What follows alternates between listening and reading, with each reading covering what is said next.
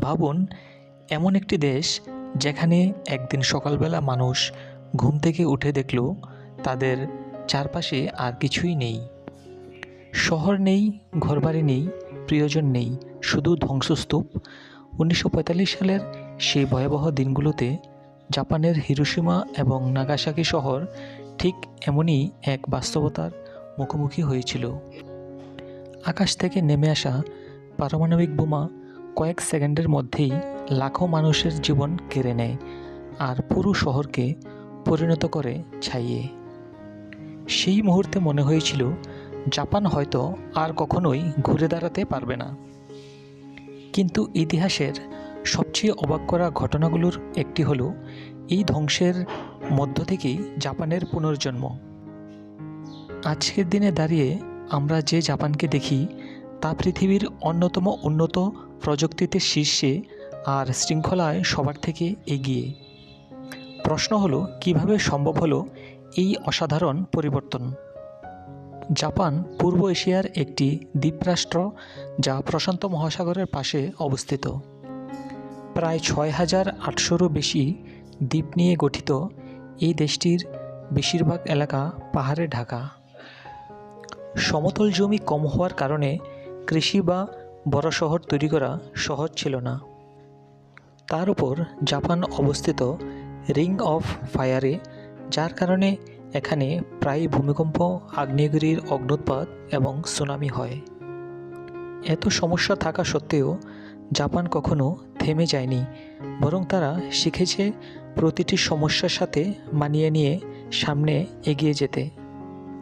জাপানের শক্তির মূল রহস্য লুকিয়ে আছে তাদের মানসিকতায়।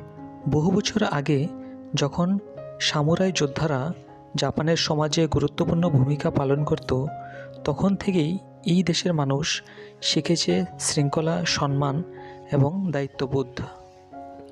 বুশিডো নামের যে নীতিতে সামুরাইরা বিশ্বাস করত, তা তাদের শিখিয়েছিল কখনো হাল না ছাড়া নিজের কাজের প্রতি সম্পূর্ণ দায়িত্ব নেওয়া এবং সম্মান রক্ষা করা। এই মানসিকতা আজও জাপানের প্রতিটি মানুষের মধ্যে দেখা যায়, হোক সেটা একজন ছাত্র, একজন কর্মচারী বা একজন সাধারণ নাগরিক।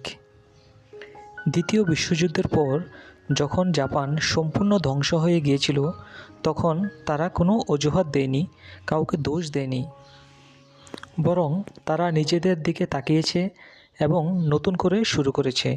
সরকার শিল্প ও প্রযুক্তিতে গুরুত্ব দেয় আর সাধারণ মানুষ অক্লান্ত পরিশ্রম করে। মেড ইন জাপান এক সময় মানে ছিল সস্তা পণ্য, কিন্তু কয়েক বছরের মধ্যেই তা হয়ে যায় উচ্চমানের প্রতীক। ছোট ছোট জিনিসকেও তারা নিখুঁতভাবে তৈরি করতে শুরু করে। সময়ের সাথে সাথে জাপান প্রযুক্তির এক শক্তিশালী কেন্দ্রে পরিণত হয়। বুলেট ট্রেন বা শিনকানসেন শুধু দ্রুতগতির জন্যই বিখ্যাত নয়, এর নিরাপত্তাও অবিশ্বাস্য। কয়েক দশকের মধ্যে খুব কম দুর্ঘটনা ঘটেছে। রোবট প্রযুক্তিতে জাপান এমন জায়গায় পৌঁছেছে যেখানে রোবট মানুষকে সাহায্য করছে। হাসপাতাল, হোটেল, এমনকি বৃদ্ধদের যত্ন নেওয়ার ক্ষেত্রেও। তারা শুধু বর্তমান নিয়ে ভাবে না, বরং ভবিষ্যৎ কেমন হবে সেটাও পরিকল্পনা করে। জাপানের সমাজও অন্য দেশগুলোর থেকে অনেকটাই আলাদা। এখানে শৃঙ্খলা আইন দিয়ে চাপিয়ে দেওয়া হয় না, বরং মানুষ নিজেরাই তা মেনে চলে। কেউ যদি রাস্তায় মানিব্যাগ হারায়, তাহলে সেটি ফিরে পাওয়ার সম্ভাবনা খুবই বেশি। ছোট ছোট শিশুরা স্কুলে নিজেরাই ক্লাসরুম পরিষ্কার করে, যা তাদের ছোটবেলা থেকেই দায়িত্ব নিতে শেখায়।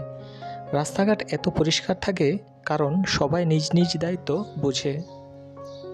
সব কিছু মিলিয়ে জাপান আমাদের একটি বড় শিক্ষা দেয়। তারা দেখিয়ে দিয়েছে কোনো দেশ বা মানুষ যত বড় সমস্যার মধ্যেই থাকুক না কেন, যদি তার মধ্যে শৃঙ্খলা, পরিশ্রম এবং সঠিক মানসিকতা থাকে, তাহলে সে আবার উঠে দাঁড়াতে পারে। জাপানের গল্প শুধু একটি দেশের গল্প নয়, এটি একটি অনুপ্রেরণা যা আমাদের প্রত্যেককে শেখায় কিভাবে ব্যর্থতা থেকে সফলতার দিকে এগিয়ে যেতে হয়। ভিডিওটি যদি আপনার ভালো লেগে থাকে তাহলে একটি লাইক দিন এবং এমন আরও ভিডিও পেতে চ্যানেলটি সাবস্ক্রাইব করতে ভুলবেন না। ধন্যবাদ।